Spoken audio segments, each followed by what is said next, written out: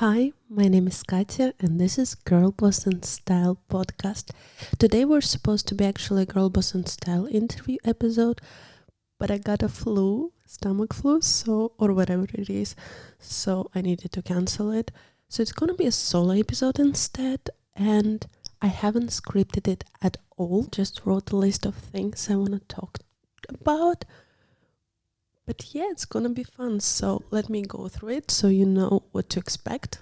I want to talk about how I went to therapy in Finland, the toxic work culture, but like my experience with it, what I felt when I closed my small brand, my mom said, how I tried UGC this summer, message I got, like DM I got that was so fun. I absolutely need to tell you about it. And then how I started a podcast. We will see how it goes, and I hope I talk about everything. But yeah, we will see how it goes and how I feel. Basically, I think I really much need a solo episode because I need to practice my podcast skills. Because I don't know if you listened to the Soldier Maya interview episode, but I was horrible. I was absolutely horrible. Like, Maya was amazing. The interview itself, like 2 of the episodes we did, they're so much fun. We're on the same vibe. Like, the subject we discussed were amazing. I loved the episode so much. And I was so obsessed with it that when I edited it and posted it, I haven't even noticed. But later, after I posted it, and when like the first like rush of emotions came down and I listened to myself, I was like, oh my God, I'm horrible. But don't get me wrong, it was my first interview. I had no idea what to do. I was extremely nervous and stressed, and I told Maya about that. And I scripted a lot of questions, so I was prepared. But boy, did I sound bad. Like, I'm so grateful and thankful for Maya that she understood the questions I asked, because I myself, when I was listening, I was like, girl, what are you asking? I was so nervous. Even though I had like iPad with all the questions written, I was absolutely jumping over words. Like, I just decided that half of the words are not needed in the questions. So I'm just happy that Maya even understood what I was asking. But yeah, it was very, very bad. And I was so surprised because actually on my solo episodes, like, I can talk and I'm a very talkative person. But on those interviews, I just forgot how to make sentences, how to make questions. I forgot that question should have all of the words and not just the ones that I decide to like blurb out. Yeah, I was a bit like, wow. But one thing that I'm very proud of myself, that not for a second I thought like, oh my God, I need to delete this episode, or oh my God, I should never ever do podcast again because I'm so bad at it. No, I just thought, okay, we need to practice a bit more because I like doing that. And the fact that I'm not very good at it yet, not a reason to stop. Okay, maybe that's funny, but yeah, I was always like that because I feel like if you're trying something and if you love doing something, the only way you will learn and get better is by putting it out and actually trying doing it. So I can't just stop making podcasts and like, I don't know, practice in my room and hope that I will get better. The only way I think I will get better is by actually doing them. So we're back. We're recording a podcast. We're trying to just absolutely blurb it out without any script or anything, just talking on my mind, because I want to have so many interviews. I enjoyed it so much. I just love the concept of interviewing girls who have their own like careers, podcasts, brands, just to give other girls inspiration to start their own thing or just help them decide what they want to do. And I enjoyed it so much that I really want to keep doing that. And the fact that I'm not very good at it yet, not gonna stop me. Sorry if I sound bad. I'm literally going through a flu, but maybe people will be like, oh my God, it's so horrible. If you're not made for that, you just shouldn't do that. But honestly, I don't care. I'm almost 30 in a few years. I really don't care. But also, okay, why did I say I'm almost 30? The age doesn't matter. the most important is that I just enjoy doing it.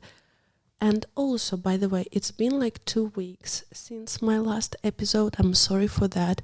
Another thing is that I learned through my therapy, which I will talk about today, is I need to listen to myself. And for the 2 weeks, I really didn't feel like recording a podcast. To be honest, even yesterday, I didn't feel like recording a podcast. But today I woke up and I was like, okay, I really want to record one. So I'm doing it because I don't want this podcast to feel pushed or like pressured, or I'm trying to squeeze it out of myself. I want to do it when I love doing it, which maybe is not very right approach when you try to build like something that is coming out every week. But it's also important for myself that I feel good about it. So today I feel like recording, so we're gonna record it all the way. What does it mean? I don't know. I just needed to check that the sound is recording. And how crazy is this podcast that I just felt that I've been talking for at least 30 minutes and it's been 6 minutes.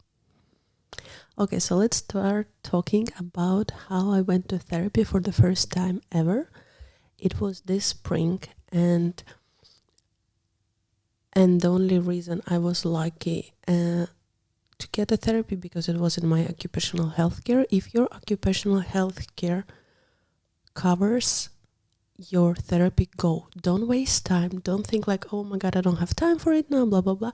It's also will take some time to actually get to the therapist. So just if your occupational health care covers it, you're so lucky. You should absolutely take it, because my mistake was that I was like, I still have time, and I took it too late. So this spring I was like, okay, I need to go to therapy. It's time.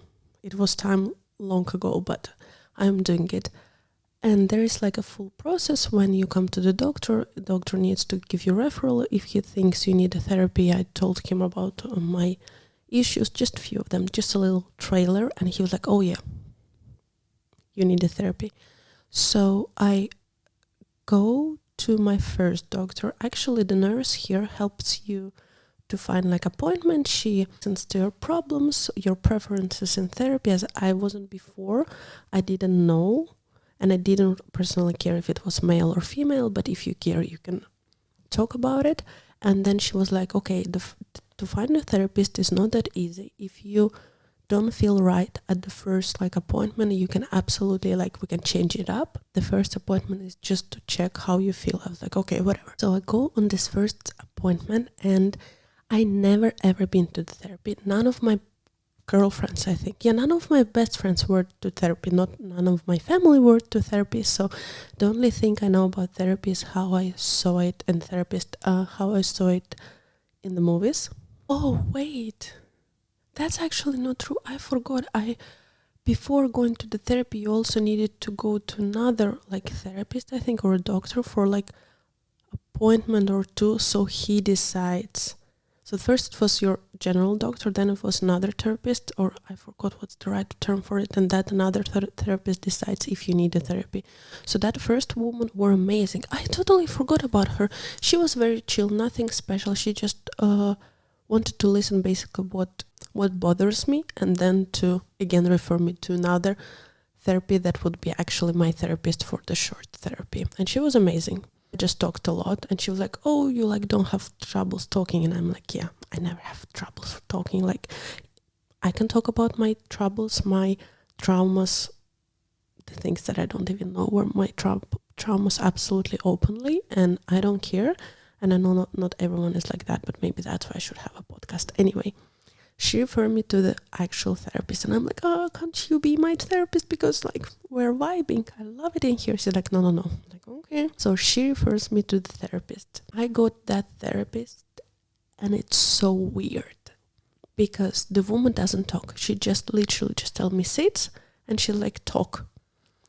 Didn't introduce me, didn't ask me anything. She was just talk, and I was like, okay, don't get me wrong, I don't know what to expect. So I'm like, okay, maybe that is supposed to be this way. And I still don't know. I know now that I knew then that therapists have their own way of doing therapy. All therapists are different.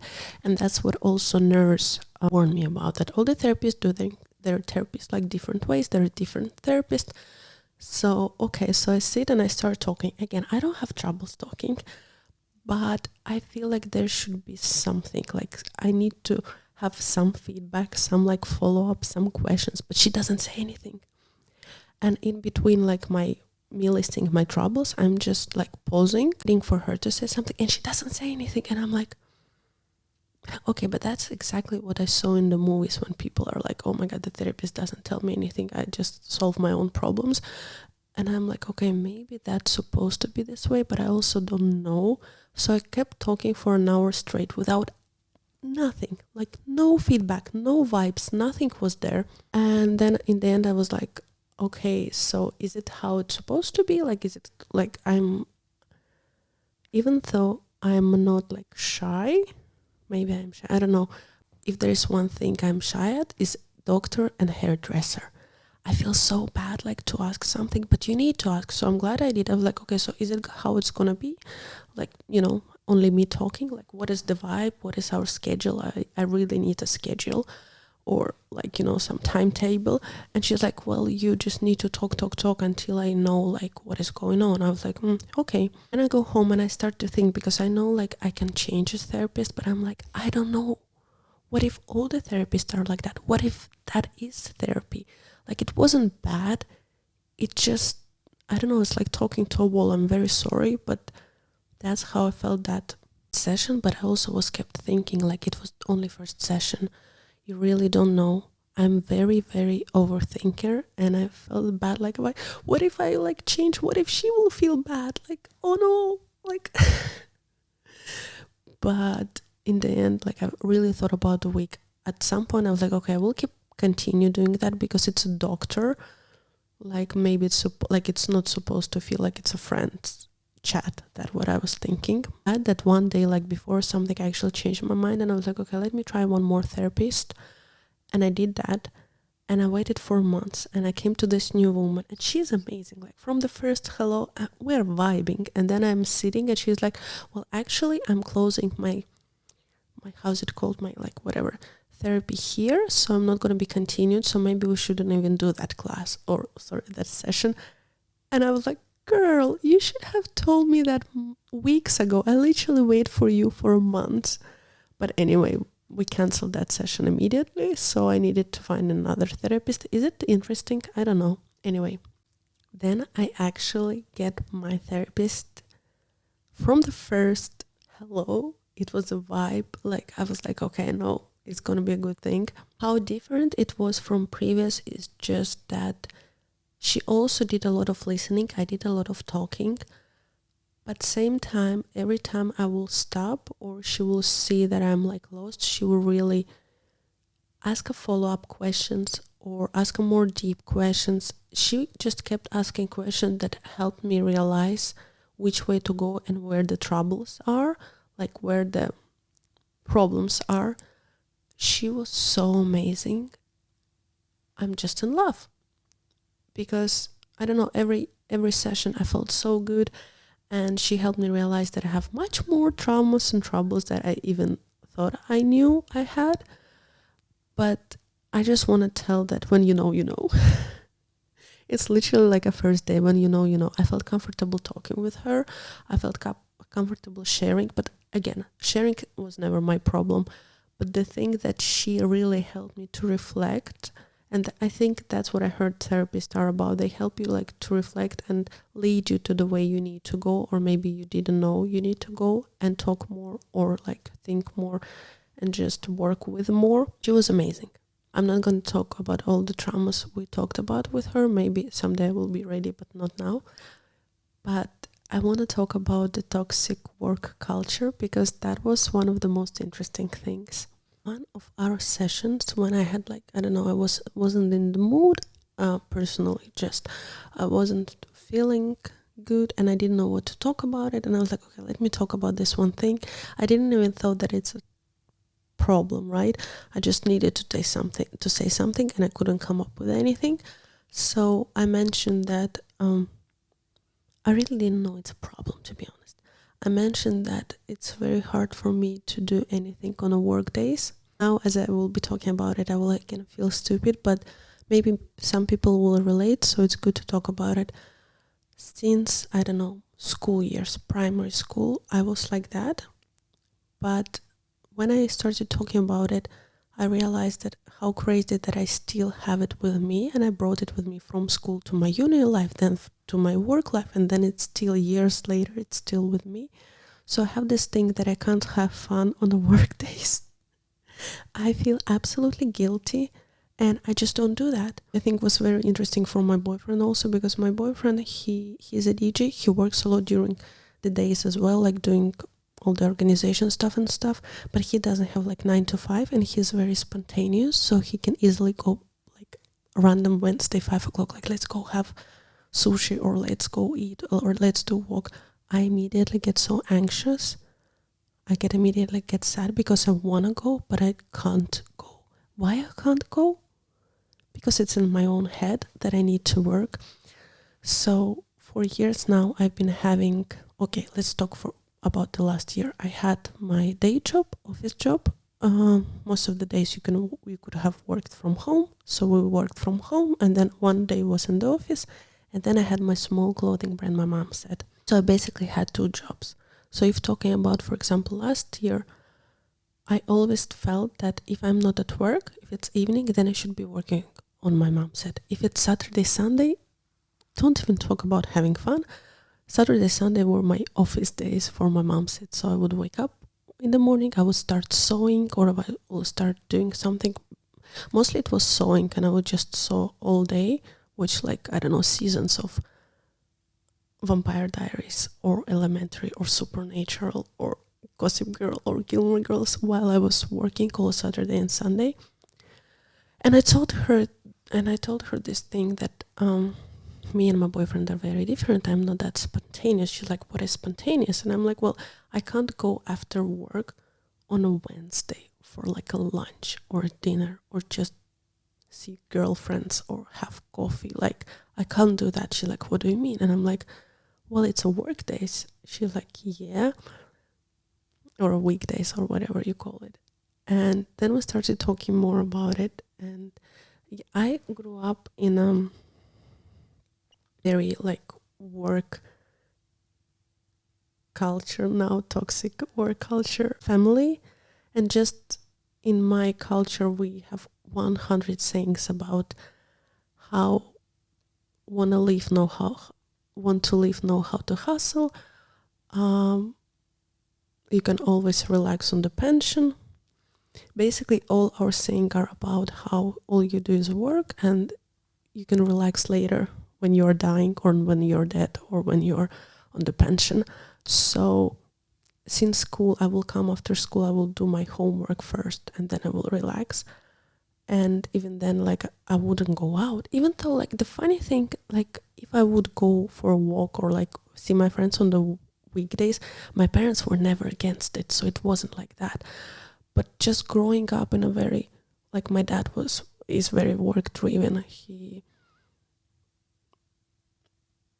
I don't know, like, I always felt like with all this saying and all this culture and, like, growing up in my culture, I felt like if you want to succeed, if you want a successful life, if you want anything, all you do is work. Like hustle, hustle, hustle. The amount of times I heard this saying, if you want to live, know how to hustle, just crazy. So at school, I would always do homework first, right after school. Like you do work, then you relax. So then at the uni, it was the same. But then somehow I took it on to my work life. Like after I graduated university and I started working, I wouldn't see my girlfriends on the work days because work days were for work. Even though I didn't have a homework, like I would leave office at 6 o'clock, so there is still hours, but it's a work day, so you can't see anyone at work days. Do I have OCD? Yes, I have OCD. That would need to be a completely different episode, because I will need to prepare to talk about that. I didn't expect to get emotional.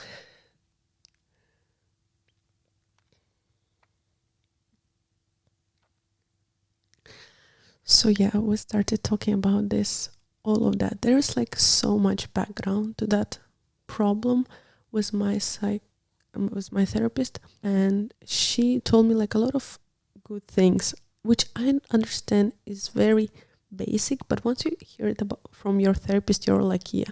She's like, you're 20 years old, you're in your 20s, I'm 27 years old, you're in your 20s, like, when will you have fun if not now? Like, what's the point of all of this work? I was like, well, because I want to be successful, like, like my parents were, like, all this people I saw growing up getting successful, and also all of people we see now in the social media. And she was like, well, do you understand that it's right now is also different age and different time than it was in the 90s? Maybe you can't even get that rich. Like, the times are different, the economy is different, everything is so different. Like, do you understand, like, your hustling might, like, not bring anything to you. Like, it's different time, it's not the same time it used to be. And I was like, oh wait, I haven't even thought about it. But then she was also like, to understand, you burn out your 20s on that, and you really need to relax. You can't just work. And I was like, what do you mean? Like, what do you mean? I discussed it with my girlfriends who grew up same way, and it's crazy because we're all, like, all my best friends were the same way. Like, your 20s are for work. Like, we just hustle and we work on a few jobs, on building our careers. We do everything because first you get wealthy, you get to some status, you build your career, you get a nice salary, then you do everything else. That's how we were raised. That's what we were told about. And, I'm not even talking about, like, that's exactly completely different talk, that your work, you should enjoy your work. Ho, girl. Nope.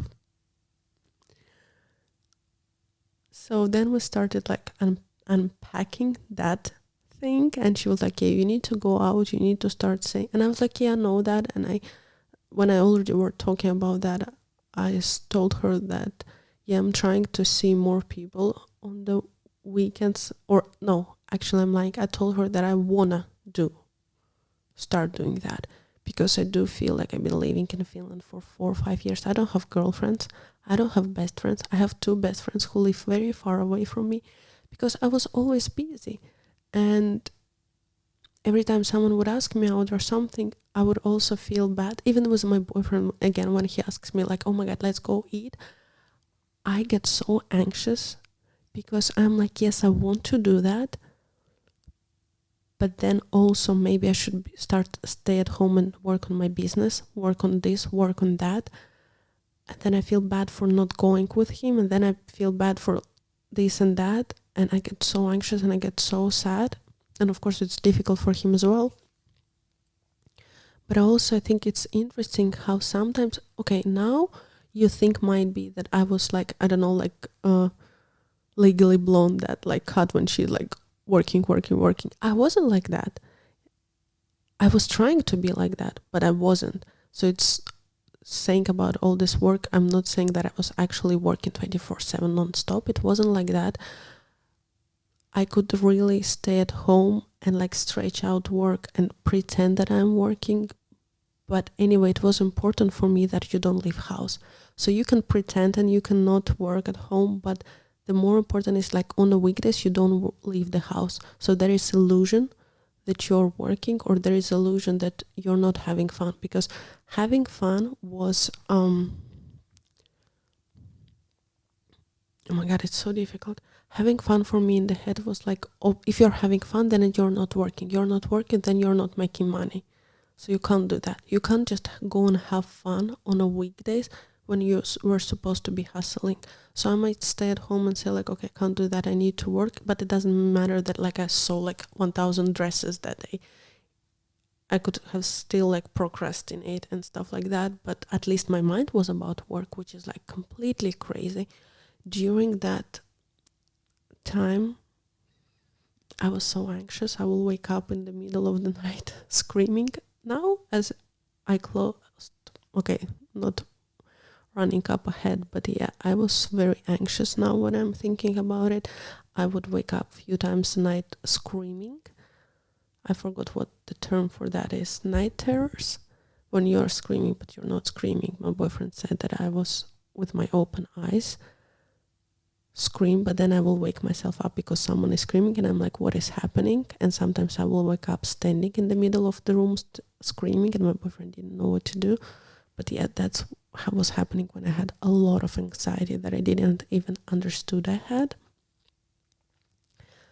So we discussed that with my therapist, and then she was like, you need to relax, you need to cut down work, you need to stop working so much.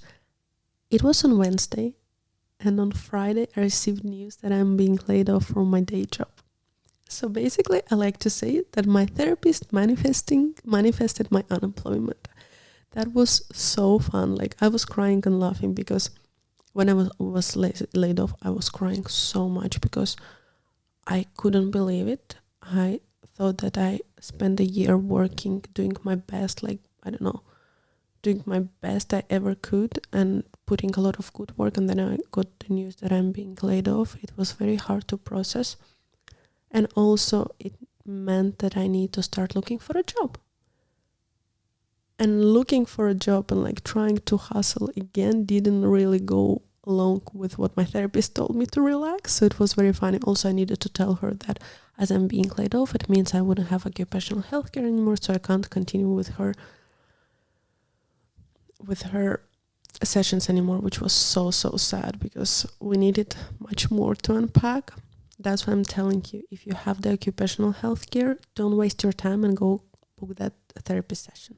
Now, what happened next? We'll move to how I closed my mom set, but before we move, let's close this toxic work culture chapter. I think there is so much more to talk about. If you have any questions, or if you're going through same, or maybe not many people go through that, I have no idea. Just let me know if I should talk about it more. But just discussing this with a therapist and her reflecting on it and asking the questions and like, what all of this hustle for years gave you. And I was like, yeah, not much. Shouldn't be you like enjoying your life? And I'm like, yeah, maybe I should. And then me actually trying to see people. I started inviting people to the coffees. It didn't last long, but I still was proud of myself. I stopped not caring about the work, but I started to try to switch my focus to other things, like myself, like having fun. Like, work days is still a day. You can live a life after 6 p.m. You can do so many things. Don't get me wrong, I'm still struggling with it. Like, now I started new jobs and I'm still not doing anything after 6 p.m. But I changed my perspective. I changed my relations towards it, and now I actually want to see people. Like, I saw my girlfriend yesterday. I saw her last Friday after work, which is like not that many times for you maybe, but for me it's a groundbreaking that I'm actually seeing people. Because for years let's talk about it a bit more. For years, before I moved to Finland, I lived in Tallinn, and I had, for example, there was 2 years when I had 2 jobs. 1 year, one job, another year, another job, when it was really job from 9 to 5. One job actually was from 9 to 9, 12 hours, but the job that was from 9 to 6, I worked from Monday to Friday to 9 to 6, not seeing anyone. And then maybe I will go out on Friday or Saturday because I was still in Medvedis. I like to go out. Like, let's not be crazy. Like, I wasn't completely like sheltered at home. I loved going out, but same time my Saturday and Sunday was so precious for me that they were about me recharging, me watching my series for the first time. I watched the Gilmore Girls, all of the shows. It's funny that completely not relatable, but Gilmore Girls, Gossip Girl, and Vampire Diaries, I didn't care about it during my middle school, high school years. I only watched them during my uni years. So I would literally go to work from Monday to Friday from 9 to 6 or 8 to 5 p.m. After that, I will go home. On the way, I will buy some food. I will come home. I will make dinner. I will watch a series. episode, I will eat dinner, I will go to sleep. I lived like that for a year. In my 20s, I was literally 21 years old. And I would only go out on Friday or Saturday, and then like night, like actually go out to a club. But the day, Saturday and Sunday, I will spend at home trying to like reclaim my time. You know, like all these TikToks are about like trying to reclaim my time. I will just sit on the sofa and watch series and try to like inhale all the free time I had. And I didn't see girlfriends for a year, and like I know it offended some of the girls. They were like, oh, you never have time for us for a coffee or something. But in my head, it was physically like the thing that how it feels physically impossible. Again, there was a lot of my OCD, but I will need to talk about OCD completely different time because yeah. So now looking back, like I literally lived for a year not seeing anyone during work days. Like how crazy is that? What was happening? And then another job I had when I was working for 12 hours, I had no life. I would still go out and like dance and like have the best time on Friday and Saturday, but it's like 2 nights per week. I'm not talking even about having hobbies or like doing something else in the evening, seeing girls, like going out. I don't know. It was unspeakable for me. Yeah, I think we need to move on now to the next topic. So when I got the news that I'm being laid off, I realized that I need to close my mom said my small clothing brand, because I've been already thinking by then for some time that I need to close my small brand. But when I lost my job, I was like, okay, there's no way for me to continue that, because now all of my savings that were going towards my mom said will need to go towards me, because I knew that it will take me months to find a new job. So I closed my mom said. While thinking about closing it, I told my girlfriends and I told my family that I'm closing my mom said, and they were all like, no, don't do that. Like, you're having a success. Like, please, if you're having your small brand and if you're thinking to close it, make this decision on your own, because it's only your decision to make. And I was very comfortable and confident in my decision. But also, of course, it was hard when my girlfriends were like, no, don't close it. Don't get me wrong. I understand they were like, they were doing it from their good heart. But I told my best friends, okay, let's switch it up. Now you support me that I'm closing. And they're like, yeah, okay, totally got it. Like, I already made a decision, so we're not going back. So now let's support me that I'm closing it. And they were like, yeah, okay. And then with my family, it was a bit more harder. They were like, oh, you're just having like a bit hard time and that's why you want to close it. I was like, no, it was in the works for months. I was thinking about it for probably 6 months, because it's not profitable. It looks good on the Instagram, but it's not doing good. There is only so much you can drag your unprofitable business for. I love this book written by the Nike owner called Shoe Dog. I know he's very controversial, but I like the book a lot. I read it many times, and I think it was him who said in that book that the best thing you could do when it comes to the businesses is close a business and start a new one. And I think it's very important to understand that at some point, some businesses don't work, and the best you could do to your business is close it, and the best thing you can do for yourself is close it and start something of your own. Something new, something next, like thank you next, because the time is precious. And of course, I'm not saying that all the businesses need to be closed. Like, and I understand it takes years until it becomes profitable. I understand it all, but in my case, I was like, okay, I can't put my money in it anymore. Like, it's not sustainable. The business was sustainable, but it's not sustainable of me putting all of my energy and all of my saving into it. So I decided to close it, and I closed it. I didn't regret it for once. Never, ever since I closed it, I regretted it or I cried, like nothing. I actually got emotional maybe when I was like clicking like close or whatever was it. Like, and I shed a tear, but not because of closing it, just because of all of the good times I had. But girls, I feel so good. It's been a few months now since it's been closed. The website is still running, because I'm just like, you can't buy anything on the website, but the website is still buying. But I'm just a bit scared to close it because when you close it, you lose all of the data.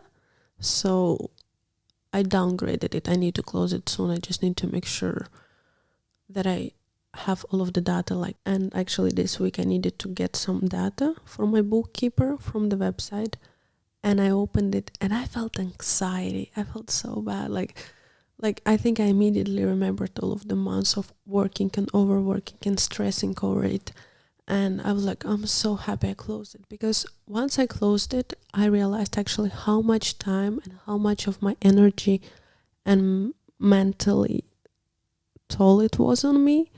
While I was running it, I was like, I didn't feel it pressure. I didn't feel like I'm overworking, because again, I wasn't overworking like you see in those like rom-coms when there is montage. That's the word, montage, of all of this like 24/7 like working, sewing at night and stuff like that. I wasn't working that much, but it all, when you're a small brand owner, it's, or maybe in my case, I'm only speaking from my own experience, it was always on my mind. When I had a free hour, all I was thinking, okay, I need to do this, that. I need to devote it to my mom set. I need to, like, every free day or free hour I had, my first thought was like, can I use it for my mom set? Even if I didn't ended up spending it on my mom set, it was always on my mind. It could have been like, why you don't spend it this time working on my mom set? It's always was on the background in my head, and I didn't even realize it until I closed it. And my mom set was for 2 years, I think. Yes, 2 years something. In the works it was earlier, so it was like 2.5, 3 years altogether. And that's a lot of time to have something in the end of your mind, always constantly thinking about, constantly stressing about. So when I closed it, I feel so good. I feel so relaxed. The funny thing was that I just told my boyfriend this week, like, how crazy is it that I closed my mom set and I thought that I need to relax and not have anything of my own thing for a while. And yet I started UGC and I started podcast. Basically, I started podcast, which you need to stress about every week. That's why in the beginning of the podcast, I said I didn't feel like film podcast for 2 weeks, and I didn't, because I don't want to go back to that stress when you stress about something and you're like every week, oh my God, I need to. So I will be doing this to enjoy it when I feel like it, so it doesn't become a problem for me. And I hope you support me in this decision. Yeah, I think when you have a business or anything of your own that you constantly work on, you don't even maybe understand in the time how much it affects you. So yeah, in my personal experience, I closed my mom set. I'm the happiest ever. I told my girlfriends and they couldn't believe it, but I'm like, really, I don't regret it. It's like a relationship. I'm happy it happened. I'm happy it ended. That's all. Like, that was a good story that is now I learned a lot. I got a lot of experience from it, but I'm also very proud of myself, that I understood that it's time to close it. And not once I thought like, what if I kept running it? What if I kept that's the most dangerous thought when you think to close it or not. Like, what if I will keep running for 1 more week? What if next Kardashian will wear it? Like, what if just 1 week and I will have this blow up? Just don't do that to yourself.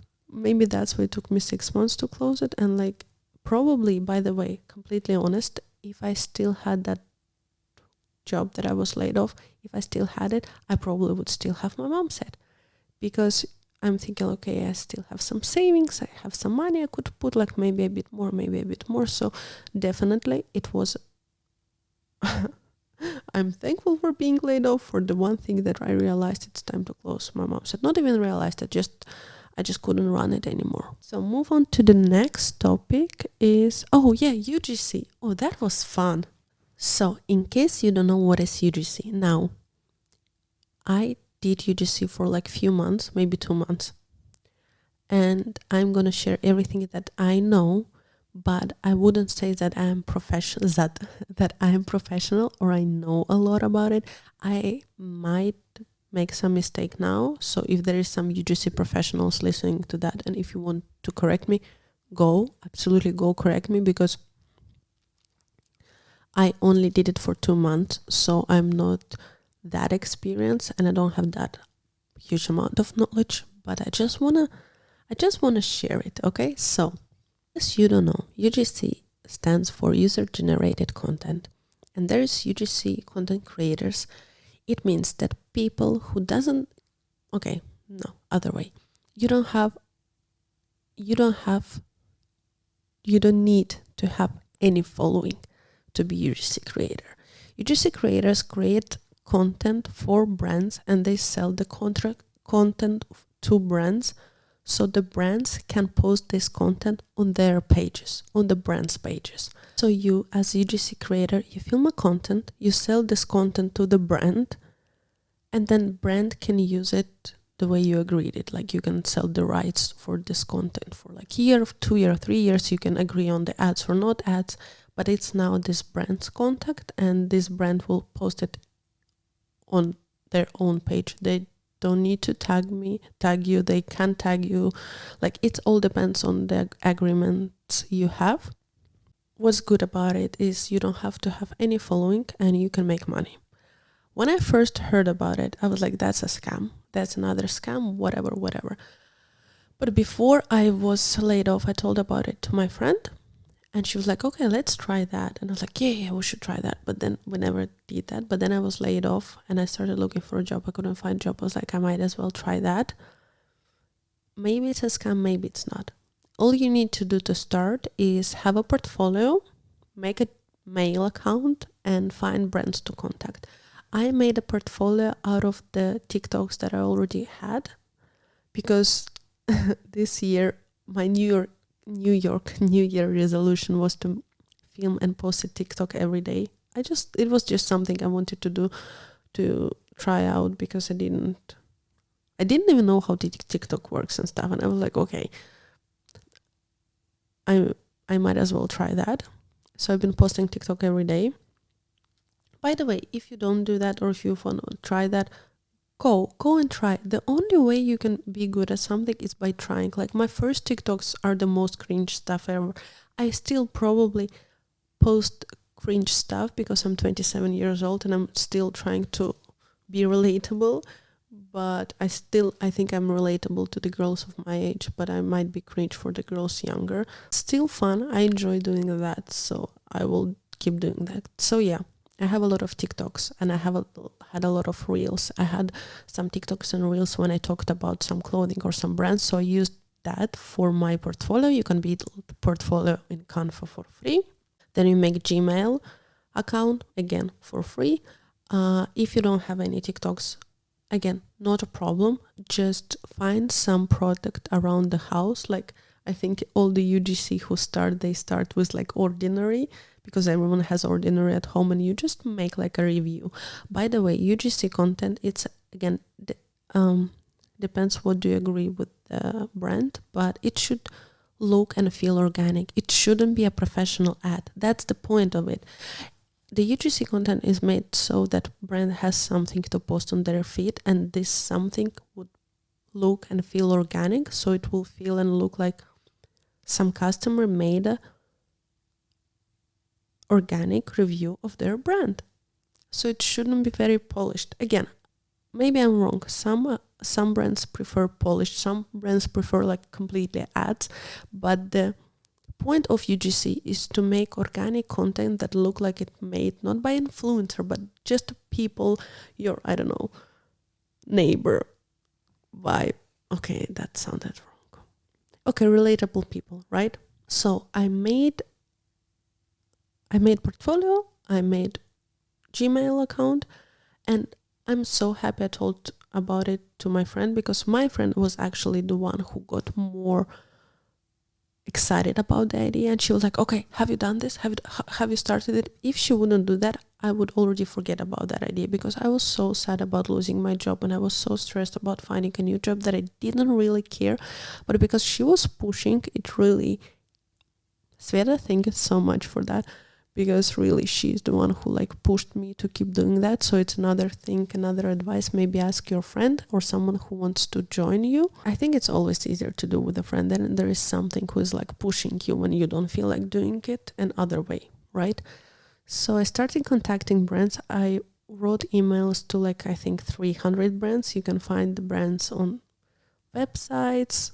I don't know, there is the website that have just the list of the brands. Or come on, girls, we know so many brands. Don't be scared. Same thing I learned from my mom said when I DM'd all of the Kardashians and all of the celebrities and the Marat and everything. Don't be scared. Like, I emailed so many brands, all the brands, you know, like all the top brands. I didn't email just small brands because usually it's the big brands who have budget for it. I mailed my portfolio. If you're interested, just start watching TikToks about UGC, then your For You page will be generated with so much UGC tips and tricks. That's how I learned everything from TikTok. Girls give away so many tips and tricks there that you don't even need to like spend like, I don't know, days watching YouTube tutorials. I tried to watch YouTube tutorials, some of them, but they weren't as good as the TikTok girl is telling you how to do UGC the best way. Like, I'm telling you, just do that. And a lot of brands, basically what happened next is the brands write you back and they ask for your rates. I actually had my rates in my portfolio. Yeah, some brands basically now can agree on your rates, can negotiate your rates, or a lot of brands were like, oh, we don't do paid, but we can send you product for free. For a beginner like me, my friend, and I think for a lot of UGC creators who just starting, it's very good to agree on that deals to make content for free, just so you can practice. Practice so you get better, but also practice to see if you even enjoy doing that. In my I think on my second week, after I send out emails or started everything on the second week, I got my first paid deal. It was, I think, 300 or 400 euros for like few videos. And of course they send you the product. So I did that. It was very fun. Just, I don't know, it would be so shallow of me, but just to have package for you with all of the free products, you feel like influencer. It's very shallow of me, but I was very sad. So it was very amazing, pick me up. And then in all of that, I think I was running it or doing it actively for like months. Let's be honest. I think actively I did it only for months. And I got only one paid in that month's collab, and a lot of free collabs that I was like, okay, I really like the product. I would be using that product anyway, so I might as well make a content for it. And also this way I will practice. If I would continue doing that, I know that I would have maybe had much more paid collabs, but I just got so carried away with the job, looking for a job and then getting a job, and that I just stopped it for a bit. Maybe I will come back to it, but I think it's so interesting. And if you want to try to be influencer, not like I'm an influencer or no, I'm talking or that I know what I'm talking about, but it's such a good start because, again, you learn only by doing, and you learn how to make content only by doing it. And when all of these brands send you stuff for free or for payment, you have so much product to work with, and you have so many brands to work with, and you just really learn about this market. You learn what brands want, how all of these contracts are made, what brands ask for, what different content there could be that brands will ask for. It's just so much to learn. And if you want to start working in a social media or in an influencer or with a content, it's very good start point doing that. Again, you don't need any followers. Most of the deals that I got, free and not free, they didn't even ask for my Instagram and TikTok because they will be using that content for their own brand. So don't be like, oh my God, I only have 2 posts and no followers. Like, they would never agree to send me product. Have a very nice portfolio. Go to TikTok and see what is important to have in your TikTok or in your UGC portfolio, because there's so many TikToks that help you to make professional portfolio. Film good videos at home. If you don't have a TikTok yet, or you haven't been actively using it and you don't have any ready-made video, watch UGC examples and film one at home. It's very easy to do if you like doing it. And yeah, and then go and try. I'm so happy I tried. Like, I tried so many things by now, but I am so happy I tried it. I learned again a lot. I learned a lot about those influencer brands deal and how they work and what are the conditions. And it was very interesting for me because I am very interested in social media. And do I want to be an influencer? Absolutely. Like, honestly, this summer I spent so much at least trying to make a content. And I was like, that might sound wrong, but I was like, there is equal chance of me blowing up and becoming an influencer as there is for me to find a job in Finland without speaking Finnish. Maybe it's not completely true. I do have a job now, by the way. I have 2 jobs that I'm very proud of and I'm very happy about, but they just started, so it's like situationships. I'm not ready to talk about it yet because what if I jinx it? When it's more like stable and committed relationships, then I will absolutely tell you about my jobs, but not now. Hope that it will be stable, committed relationship because I very much enjoyed doing it. So moving to the next. So yeah, just try UGC if you really want to be influencer. That's such a good. Oh, there is UGC with the hotels and Airbnbs. So you can actually stay for free just making content for these Airbnbs and hotels. And I know it sounds like a scam, but it's actually a real thing, which is crazy. I'm not again saying that it's easy because again, for months of sending emails actively, I only got 1 paid collab, but I think it's a very good for first months of work. Okay, let's move on to the next. My God, are we all already wrapping up? I feel like again, I've been talking for hours, but it's going to be like 10 minutes. Moving on to the next. After I posted Soldier Maya interview, again, one of the best interviews ever, I got DM from a girl with whom I studied at school. I think she was 1 grade like younger than me. Masha, hello. She sent me such an amazing audio that made my heart warm, but also made me laugh out loud in like grocery store. So she said that I should have listened to it so I'm more precise. Okay. It's been a few weeks, but she basically said that she's very proud of everything I do. And I'm making podcast. I'm finishing podcast, so I need like 10 minutes. So basically, she sent me audio saying that she's very proud of everything I do. And she's been like following my journey and like, my podcast and everything. And then she said things that made me laugh, but in a good way. Okay. Like I'm again, so thankful that she sent me this message. But she said, she knows that we're in that age and in our career when we have so much job experience and just we have degree and everything, that it's very easy for us to work for money and like go for those like corporate jobs and like just work for money and get that back. But she's very proud that I'm not choosing that route, but instead I'm choosing the hard route of the creative jobs, like my mom said, podcast and so on. And she said that she's just very proud following my journey. And I was like, that made me laugh, but also like warmed my heart, but that made me also laugh. And I sent her audio like, Masha, thank you so much. It made me so happy. But also the only reason I'm not following that money jobs is because they don't hire me.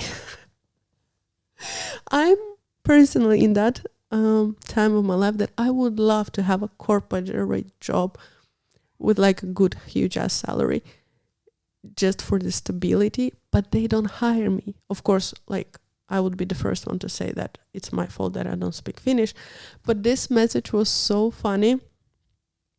Again, it was very good, and like thank you so much, because it made me so happy to hear that someone is like proud of what I'm doing.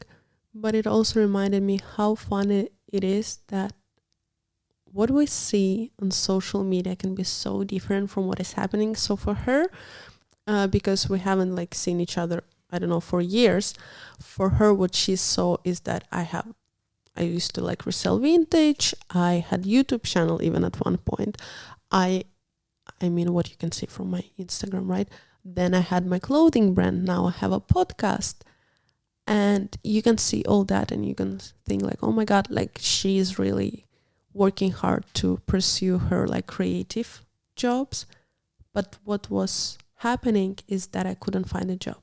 I started YouTube and reselling vintage because I couldn't find a job. I started my mom said because I couldn't find a job.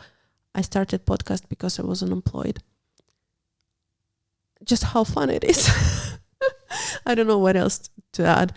But again, Masha, thank you so much for that audio. It was just so amazing and she said that she heard that I don't get a feedback and I would love to give a feedback. And that's why she sent me that audio.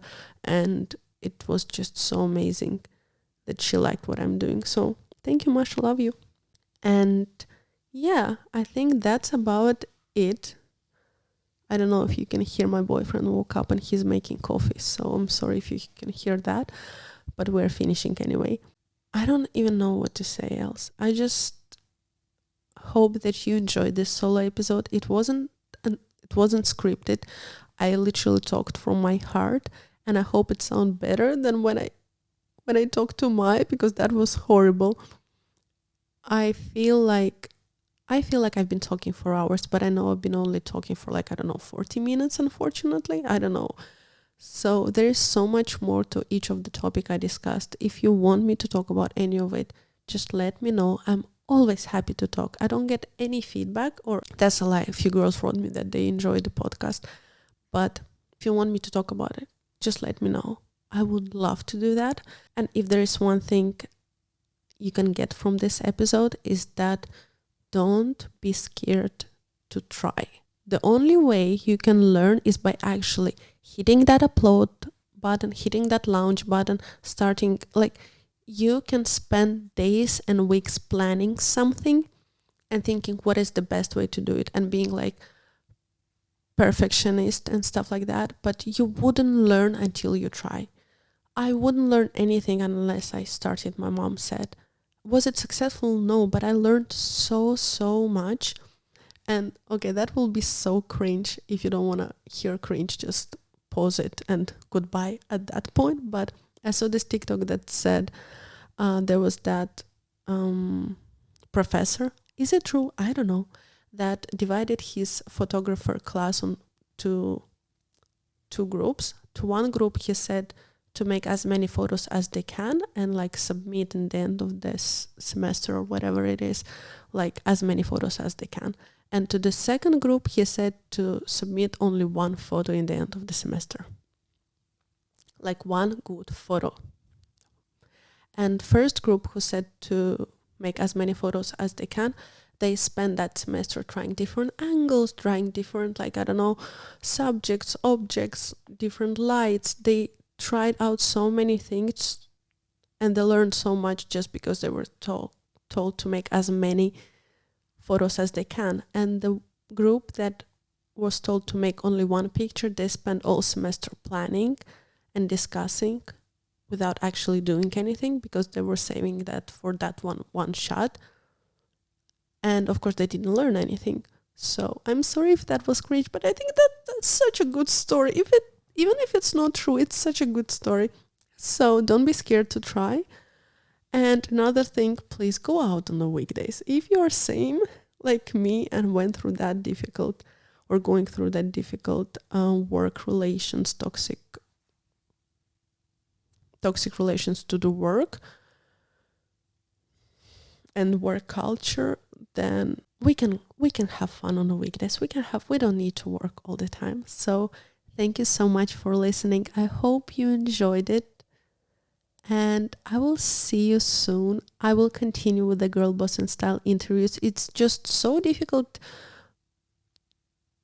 for everyone to have time for this and to find people who have time for this. So I'm doing my best, but I will definitely continue Girl Boss Style interviews. So thank you for listening, and see you soon. Bye bye.